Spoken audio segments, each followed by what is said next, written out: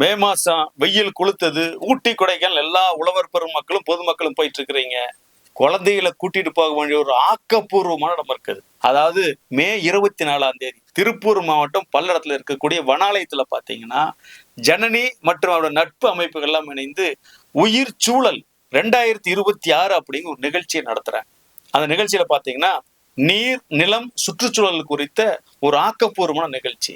இயற்கை வேளாண்மையில தயாரிக்கப்பட்ட பொருட்களோட கண்காட்சி, விற்பனை மையம், பல முன்னோடி விவசாயிகள், முன்னோடி சுற்றுச்சூழல் ஆர்வலர்கள் கலந்து கொள்ளக்கூடிய கருத்தரங்கங்கள், இயற்கையான பாரம்பரிய கலை நிகழ்ச்சிகள், இப்படி பல விஷயங்கள் அந்த இடத்துல மிகச்சிறப்பாக நடத்திருக்கிறது.